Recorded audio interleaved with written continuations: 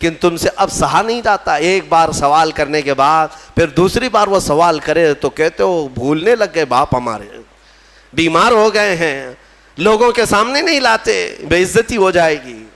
اے میرے عزیزو, جس رسول نے فرمایا تمہاری جنت ان کے قدموں میں ہے, ہاں ماں کے قدموں میں جنت ہے اور باپ جنت کا دروازہ ہے.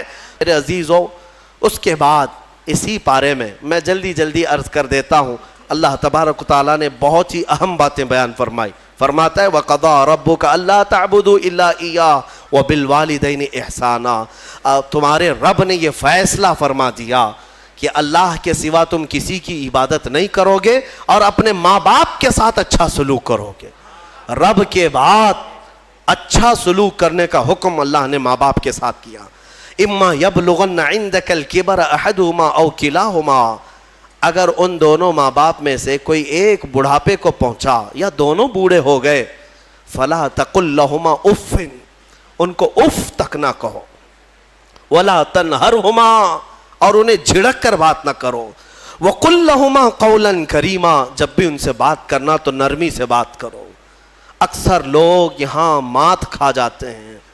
ہاں بہت سارے لوگ جوانی میں تو اپنے ماں باپ کی عزت کر لے جاتے ہیں, جب ماں باپ بوڑھے ہو جائیں اور تم جوان ہو گئے ہو اس وقت عزت کر کے دکھاؤ, یہ کمال کی بات ہے. پھر تمہیں سمجھ میں آئے گا کہ تم حقیقت میں مرد ہو یا نہیں ہو. ہاں حقیقت میں تمہاری پرورش کیسی ہے سمجھ میں آئے گا. بڑھاپا آ گیا ہو, ایک چیز کو بار بار وہ پوچھ رہا ہو, باپ ایک چیز کو بار بار بھول جاتا ہو, ماں بوڑھی ہے اٹھ نہیں سکتی, بار بار پوچھتی ہے یہ کہاں ہے وہ کہاں ہے, تم جھڑک دیتے ہو, اماں ابھی تو پوچھا تھا جواب تو دیا میں نے, کتنی بار پوچھتی ہو. تمہیں پتہ نہیں تم بچپن میں اس ماں سے جتنی بار پوچھتے تھے وہ ہر بار جواب دیتی تھی. اپنے باپ سے پوچھو, جب تم چھوٹے تھے کسی چیز کو دیکھ کر بار بار پوچھتے تھے, باپ تمہیں بار بار بتاتا تھا, لیکن تم سے اب سہا نہیں جاتا. ایک بار سوال کرنے کے بعد پھر دوسری بار وہ سوال کرے تو کہتے ہو بھولنے لگ گئے باپ ہمارے, بیمار ہو گئے ہیں, لوگوں کے سامنے نہیں لاتے, بے عزتی ہو جائے گی. اے میرے عزیزو, جس رسول نے فرمایا تمہاری جنت ان کے قدموں میں ہے, ہاں ماں کے قدموں میں جنت ہے اور باپ جنت کا دروازہ ہے. دونوں میں سے ایک بھی ناراض ہوا تو تم نے دنیا میں جہنم خرید لیا ہے, دنیا میں تم نے جہنم خرید لیا ہے. حتیٰ کہ تمہیں یہ بھی نہ معلوم, حضور پاک صلی اللہ علیہ وسلم نے فرمایا اگر ماں باپ میں کوئی مر بھی گئے, انتقال کر گئے, ان کے حقوق یہ ہیں کہ ہفتے میں ایک بار تم ان کی قبر پر جاؤ, قبر پر جاؤ. لوگ کہتے ہیں کیا رکھا ہے وہاں پر, نہیں, حقوق ان کے موت کے بعد بھی ختم نہیں ہوتے. ایک صحابی نے کہا کہ مجھے میری ماں کی قبر بھی نہیں معلوم, قبر بھی نہیں معلوم. حضور نے فرمایا ایک لکیر کھینچ لو اور اسے سمجھو کہ یہاں ماں ہے اور اس کی زیارت کرو. اندازہ کرو میرے عزیزو, والدین کے حقوق ختم نہیں ہو سکتے. میں پھر انشاءاللہ العزیز اس پر اور عرض کروں گا, آیتیں اور آئی ہیں قرآن پاک میں, وَلَا تَمْشِ فِي الْأَرْضِ مَرْحًا, اللہ فرماتا ہے زمین میں اکڑ کے مت چلو. اِنَّكَ لَن تَخْرِقَ الْأَرْضَ وَلَن تَبْلُغَ الْجِبَالَ طُولًا, تمہارے اکڑنے سے نہ زمین پھٹے گی نہ تم پہاڑوں سے بلند ہو سکتے ہو. دیکھو ان پہاڑوں کی طرف کتنے بلند ہیں, تم ان کے سامنے بہت بونے ہو, بہت ناٹے ہو. اس زمین کو دیکھو اس کی سختیاں کیسی ہیں, تمہارے اکڑنے کے لیے تمہارے پاس ہے کیا؟ تم ایک نطفے سے پیدا ہوئے, ایک ٹھوکر میں تم لنگڑے ہو سکتے ہو, لولے ہو سکتے ہو, تمہارے پاس کیا ہے؟ مولا علی کرم اللہ وجہہ الکریم کے پاس ایک شخص آیا اور کہا کہ حضور انسان کی بساط کتنی ہے, انسان کی طاقت کتنی ہے؟ تو انہوں نے فرمایا کہ کھڑے ہو جاؤ سامنے. کہا ایک ٹانگ اٹھاؤ, ایک پیر اٹھایا, وہ ایک پیر اٹھا کر کھڑا تھا تو حضرت علی نے کہا دوسرا بھی اٹھا لو. کہا کہ حضور دوسرا کیسے اٹھائیں, اوندھے منہ گر جاؤں گا. کہا بس تیری بساط اتنی ہی ہے, اتنی ہی ہے طاقت کہ اگر دوسرا بھی اٹھاؤ گے تو اوندھے منہ گر جاؤ گے. ہمارے پاس میرے عزیزو اتنی چیزیں نہیں ہیں کہ ہم پوری دنیا میں ادھر سے ادھر نظام کو بدل سکیں. غرور اور گھمنڈ جب آتا ہے انسان کو, اللہ ڈھیل دیتا ہے. ہاں کچھ انسان ایسے ہیں جو زمینوں کے زمین فتح کر لیتے ہیں, مال بھی لے لیتے ہیں, حکومت بھی قائم کر لیتے ہیں, لیکن یہ صرف اور صرف رب کی ڈھیل کی وجہ سے.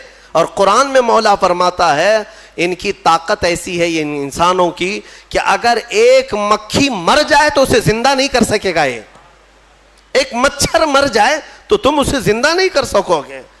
تم کتنے کمزور ہو تمہیں پتہ بھی نہیں ہے.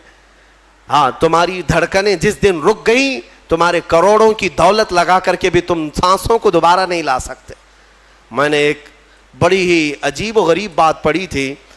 یہ کوریا کا غالباً ایک بہت بڑا امیر جس کی کمپنی ہے, مشہور موبائل کی کمپنی, دنیا میں سب سے زیادہ بکنے والے موبائل کی کمپنی کا مالک, جس کا حال یہ تھا کہ وہ جب چاہتا حکومتوں کو بدل دیتا تھا, اپنے ملک کی حکومت کو بدل دیتا, کبھی پریزیڈنٹ کو کبھی پرائم منسٹر کو ختم کر دیتا. اتنا پیسے کا مالک تھا. یہ ابھی زیادہ دن کی بات نہیں, 2012-13 کی بات ہے. اچانک اس شخص کو ایک بیماری لاحق ہوئی, بستر پر گر گیا, کوما میں چلا گیا, اور اس کا بیٹا موجود ہے, اور اس نے دنیا کے مہنگے ترین ڈاکٹروں کو بلایا, اور پر ڈے 100 کروڑ کا خرچ بھی اگر لگے اپنے باپ کو بولنے کے قابل بنا دے اور روٹی کھانے کے قابل بنا دے. 100 کروڑ پر ڈے خرچ کر کے بھی کوئی ایک ڈاکٹر نہ اسے بولنے کے قابل بنایا, نہ بات کرنے کے قابل, نہ روٹی کا ایک لقمہ کھانے کے قابل. 4 سال تک بستر پر پڑا رہا مردہ لاش کی طرح. 4 سال کے بعد کروڑوں ڈالر اس پر خرچ ہو چکے, پھر وہ دنیا سے نکل گیا, ختم ہو گیا. وہ شخص جس کا غرور یہ تھا کہ میں دنیا کی ہر چیز خرید سکتا ہوں, میں دنیا کی حکومتوں کو بدل سکتا ہوں, اپنے بستر سے اٹھنے کی طاقت نہیں تھی, اور سامنے موجود کسی ایک بندے سے ایک جملہ بات کرنے کی طاقت نہیں تھی. تم کیا سمجھتے ہو؟ اسی لیے میرے مولا کا فرمان سنو, زمین پر اکڑ کر مت چلو. آج یہ کفار و مشرکین جتنا ہماری زمین پر اکڑ رہے ہیں, ایک دن پکڑ آنے والی ہے, آئے گی پکڑ. ظالم اگر یہ سمجھتے ہیں کہ ان کے کاموں سے کوئی بے خبر ہے, سب کوئی نہیں دیکھ رہا ہے, اللہ رب العزت ہر کام سے باخبر ہے, دیکھ رہا ہے. تم ظلم کی انتہا کرتے جاؤ. غرور اور گھمنڈ آج نشہ کس کا؟ حکومت کا, تخت کا. ارے یہ تخت فرعون کے پاس بھی آیا, قارون, حامان, شداد, یہ اتنے بڑے بڑے لوگ ہیں دنیا کے جن کے پاس آدھی سے زیادہ دنیا موجود تھی. تمہارے پاس ابھی کچھ بھی نہیں ہے, تمہارے پاس ابھی کچھ بھی نہیں. ان لوگوں کے پاس اتنا سونا تھا کہ وہ جنتیں بنانے پر لگ گئے تھے دنیا میں. ایک اینٹ سونے کی, ایک اینٹ چاندی کی رکھ کر کے محلات بنا رہے تھے. تمہارے پاس ابھی کچھ نہیں آیا, اور رب ذوالجلال نے ان ظالموں کو مچھروں سے, پانیوں سے, ہواؤں سے ہلاک کیا ہے. اور آج یہ آتنک مچانے والے یہ سمجھتے ہیں کہ ہم جہاں چاہیں آگ لگا دیں گے, ہم جتنوں کو چاہیں گے مار دیں گے. تم اپنے ظلم کے کاموں کو جاری رکھو, انشاءاللہ العزیز وہ دن یاد رکھنا کہ ہمارے بزرگوں نے فرمایا کہ اگر تم فرعون ہو تو موسیٰ بھی ضرور آئے گا. اگر تم نمرود ہو تو مچھر بھی تمہاری ہلاکت کے لیے آئے گا. اللہ رب العزت غرور کرنے والوں کو دنیا میں بھی سزا دیتا ہے, اور آخرت کے متعلق حکم ہے کہ ان کو چونٹیوں کی طرح بنایا جائے گا, چونٹیوں کی طرح. اور حکم ہوگا کہ اے اہل محشر, ان کو روندو اپنے پاؤں سے, روندو اپنے پاؤں سے. جو گھمنڈ کرتے تھے دنیا میں, غرور کرتے تھے, اور انہیں پاؤں سے لوگ روند رہے ہوں گے, وہ چھوٹی چھوٹے ہو چکے ہوں گے. اور رب تبارک و تعالیٰ ان سے فرمائے گا یہ وہ لوگ ہیں دنیا میں جو اکڑتے تھے, گھمنڈ کرتے تھے, غرور کرتے تھے, اور انہیں ایسا لگتا تھا کہ ساری طاقت ان کے پاس ہے. میرے عزیزو, آپ سے بھی میں یہی کہوں گا, عاجزی اختیار کرو. تواضع انکساری اچھی چیز ہے, اور کیسے پتہ چلے, بڑھ کر کے سلام کیا کرو, چاہے چھوٹا ہو بڑا ہو. تمہارے دل میں کبر نہ آئے, غرور نہ آئے. ہر ایک کو اہمیت دیا کرو, اچھا کپڑے پہننے والا ہو کہ تنگ کپڑے پہننے والا ہو, غریب ہو کہ امیر ہو, فقیر ہو کہ غنی ہو, آپ اسے سلام میں پہل کریں, اسے مصافحہ کریں. حضرت ابو بکر صدیق رضی اللہ تعالیٰ عنہ کا حال یہ تھا کہ کوڑ کی بیماری والا، کوڑ کی بیماری جس سے لوگ بھاگتے ہیں، وہ بھی اگر آتا تو حضرت ابو بکر صدیق دسترخوان پہ اپنے بغل میں بٹھاتے تھے اور اپنے برتن سے کھلاتے تھے۔ یہ نہیں ہے، حالانکہ حدیث پاک میں بچنے کا حکم دیا گیا ہے، لیکن صرف اور صرف تواضع انکساری کے طور پر۔ تواضع اور انکساری انسان کو بلند بناتی ہے، اسی لیے حکیموں نے کہا ہے جس شاخ میں پھل ہوتے ہیں وہ جھکی رہتی ہے، پھل ہوں تو ٹہنی جھکی رہتی ہے، اور جس شاخ میں پھل نہیں ہے تو اکڑی رہتی ہے، تنی رہتی ہے۔ اگر تمہارے اندر اخلاق اچھے ہیں تو جھکے رہو گے، اور اخلاق نہیں ہے تو اکڑے رہو گے۔ غرور و تکبر بغیر اخلاق والوں کے آتے ہیں۔ اور تفسیر میں آج جو اہم بات عرض کرنی تھی وہ سورۃ الکہف کی ہے، وقت لمبا ہو چکا، مختصر عرض کر دوں۔ سورہ کہف اس کی بڑی فضیلت آئی ہے، حدیث پاک میں ہے جو جمعہ کے دن سورہ کہف کی تلاوت کرے گا اللہ تعالیٰ اس کے گھر سے خانہ کعبہ تک ایک نور کا راستہ پیدا فرمائے گا۔ اور ایک حدیث میں ہے اس جمعہ سے لے کر اگلے جمعہ تک جو کچھ بھی اس کی خطائیں ہیں اللہ معاف فرمائے گا۔ سورہ کہف کی تلاوت، دو فائدے بتائے، تیسرا سنو، سورہ کہف کی شروع کی 10 آیتیں جسے یاد ہو گئیں، سورہ کہف کی شروع کی 10 آیتیں جسے یاد ہو گئیں، میرے آقا فرماتے ہیں دنیا کا سب سے بڑا فتنہ دجال، اللہ اس سے بھی اسے محفوظ رکھے گا۔ دجال کے فتنے سے محفوظ رہنے کے لیے سورہ کہف کی تلاوت ہر جمعہ کیا کرو، گھروں میں یا تو پھر کسی کی اچھی قرأت میں سنا کرو، تاکہ دونوں ثواب برابر ہیں، تلاوت کرنے کے اور سننے کے ثواب ہے۔ کہف ایک غار کا ذکر ہے جس میں اللہ تعالیٰ نے چند ایمان والوں کی فضیلت بیان کی ہے۔ عیسیٰ علیہ السلام کے زمانے کے 300 سال بعد، آپ کو آسمانوں سے اوپر اٹھا لیے جانے کے 300 سال بعد لوگوں میں عقیدہ بگڑ گیا تھا۔ ایک بادشاہ آیا تھا جس کا نام دقیانوس تھا، اور وہ ظالم تھا، اور وہ لوگوں کا عقیدہ بدل رہا تھا، اور یہاں تک کہ وہ اپنے لیے سجدہ کرواتا، اپنی خدائی کا اعلان کر رہا تھا، یا پھر بتوں کی پرستی شروع ہو گئی۔ لیکن اس زمانے میں لوگ ڈر کے مارے گھر واپسی کرنے کی بات جیسے ہو رہی ہے ویسے ہی بادشاہ اپنے پیسوں کے بل بوتے ان کو یہ کہلاتے کہ تمہارا دین الگ ہے، تم الگ دین میں آئے تھے، واپس آ جاؤ۔ دھرم پریورتن بدل رہا تھا، کئی بدل چکے تھے، پیسوں کے لیے کچھ لوگ بدلتے ہیں، طاقت کے لیے کچھ لوگ بدلتے ہیں، ڈر سے کچھ لوگ بدلتے ہیں، لیکن جو اللہ والے ہیں وہ ہر زمانے میں قائم رہتے ہیں۔ بادشاہ کے کچھ وزیروں میں لوگ تھے جن کی تعداد 7 اور بعض روایتوں میں 8، اللہ بہتر جانتا ہے ان کی تعداد کتنی تھی۔ یہ الگ الگ لوگ تھے، یہ ایمان والے لوگ تھے جو اللہ پر ایمان رکھتے اور آخرت پر ایمان۔ اب وہ جو ذکر کرتا اسے مار دیا جاتا۔ تو ان لوگوں نے ایک دن مشورہ کیا کہ اس شہر کو چھوڑ کر ہم دور چلے جاتے ہیں، اپنے ایمان کی حفاظت کریں۔ اب یہاں ایمان بچانا بہت مشکل ہو گیا ہے، ورنہ بادشاہ کے سامنے سر جھکانا پڑے گا، شرک اور کفر کرنا پڑے گا، ہم چلتے ہیں شہر سے باہر۔ یہ ساتوں نے راتوں رات مشورہ کیا اور نکل پڑے۔ ان کے ساتھ ایک کتا ہو لیا، اصحاب کہف کا کتا کہا جاتا، ساتھ میں چلتا رہا، اور یہ لوگ آبادی سے بہت دور نکل کر باہر گئے، اور ایک غار تھا، اس غار میں ان لوگوں نے رات کو پناہ لی، سونے کے لیے چلے گئے۔ اور وہاں پر جب سونے کے لیے وہ لوگ گئے تو اللہ تعالیٰ فرماتا ہے فَضَرَبْنَا عَلَىٰ آذَانِهِمْ فِي الْكَهْفِ سِنِينَ عَدَدًا، ہم نے ان کے کانوں پر سالوں تک کے لیے نیند کو طاری کر دیا، سلا دیا ان کو رب تعالیٰ۔ وہ ایسی گہری نیند میں سو گئے کہ پھر اٹھے نہیں، دن گزرتے چلے گئے۔ بادشاہ کو کسی نے خبر کر دی کہ تیرے دربار کے یہ وزیر بھاگے ہیں۔ بادشاہ نے ڈھونڈنے کا حکم دیا، اور ڈھونڈتے ڈھونڈتے ان کے پیروں کے نشان سے وہاں غار تک لوگ پہنچ گئے۔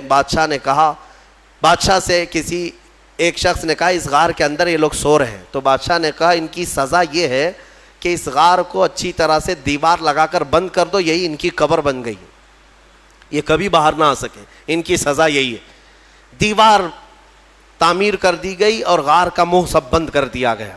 وہ نکل نہیں سکتے تھے.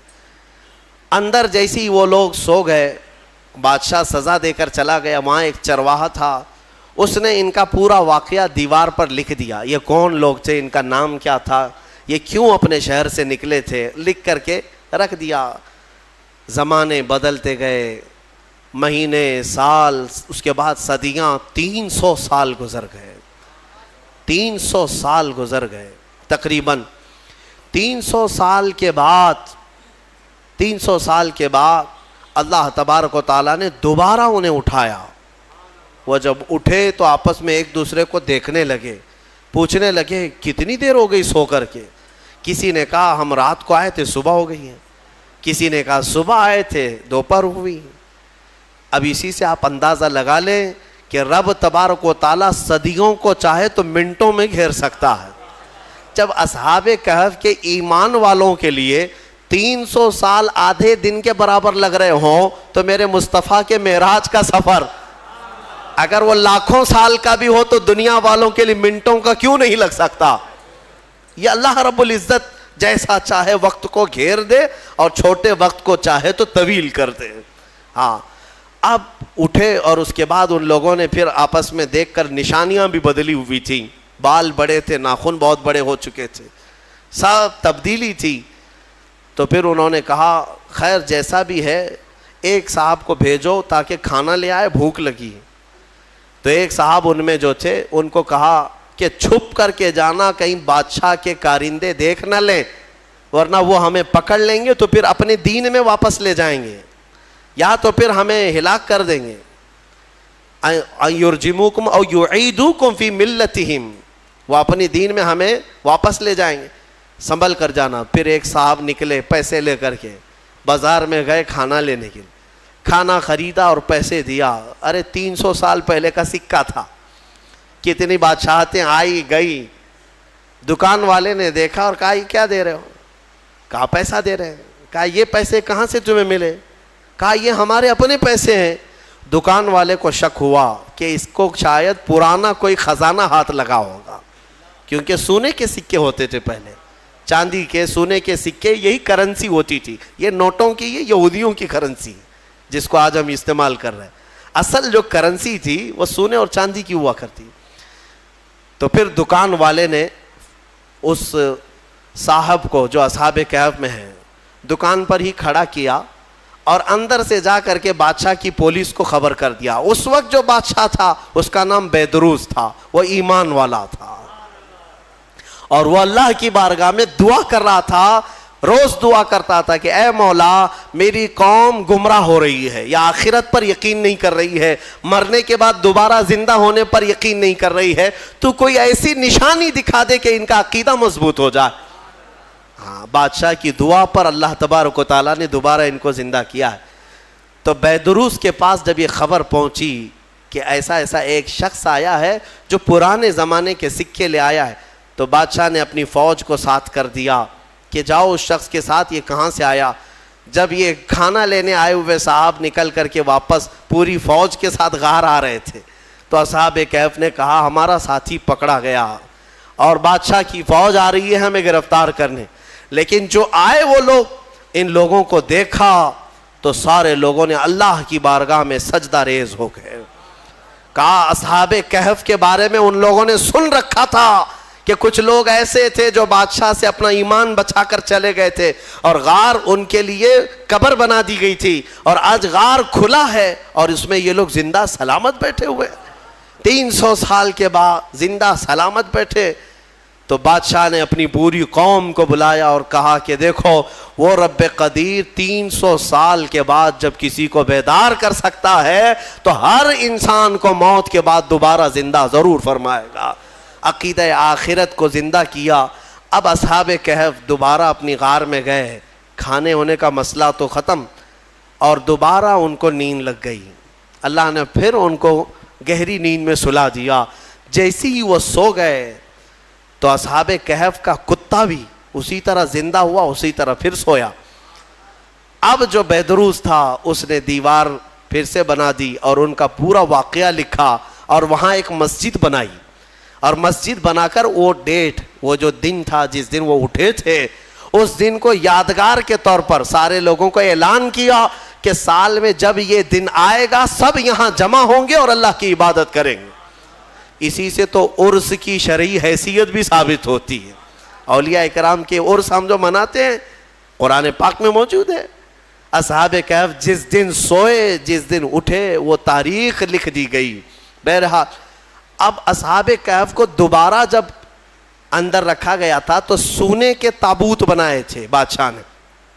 یہ بیدروس نے سونے کے جنازے تابوت بنا کر اس میں ان کو لٹایا اور اندر رکھا. ایک ہی دن کے بعد وہ بادشاہ کے خواب میں آئے اور کہنے لگے کہ ہم دنیا سے بھاگ کر کے یہاں آئے اور تو دنیا ہمارے پاس لایا ہے, فوراً ہمیں اس سونے اور چاندی سے الگ کر. پھر دوبارہ ان کا غار کھولا گیا, پھر وہ سونے کے تابوت سے انہیں نکالا گیا اور پھر صاف مٹی میں انہیں سلایا گیا. یعنی میرے عزیزو اندازہ کرو ان 7 لوگوں کے بارے میں کہیں قرآن میں یہ نہیں ہے کہ وہ نبی ہیں, وہ شہید ہیں, وہ صدیق ہیں, نہیں, بلکہ مولا فرماتا ہے وہ 7 نوجوان تھے جنہوں نے اپنا ایمان بادشاہ سے بچا کر اللہ پر یقین کر کے غار میں پناہ لی. تو اللہ نے ان کا تصرف اور طاقت اتنی عطا کی کہ ان کی سونے کے بعد بھی وہ جس کے خواب میں جائیں چلے جائیں اور 300 سال بعد جب چاہیں بیدار ہو جائیں. اب جن کے بارے میں صاف ثابت ہے کہ امت مصطفیٰ کی یہ اولیاء ہیں, صدیق ہیں, شہید ہیں, تو کیا وہ اپنی قبروں میں زندہ نہیں ہو سکتے؟ اور اگر صدیق شہید زندہ ہیں تو میرا مصطفیٰ بھی اپنی قبر میں زندہ ہے. رسول پاک صلی اللہ علیہ وسلم کی زندگی پاک کو کیا سمجھ سکتے ہیں؟ اصحاب کہف کا یہ جو واقعہ ہے یہ قرآن پاک میں بیان کیا گیا. عزیزان گرامی, اب بھی اصحاب کہف اپنی غار میں سو رہے ہیں, اب بھی سو رہے ہیں. یہاں تک کہ حدیث میں ہے ہر عاشورہ کی محرم کی تاریخ کو یعنی 10ویں محرم کو وہ کروٹ بھی بدلتے ہیں.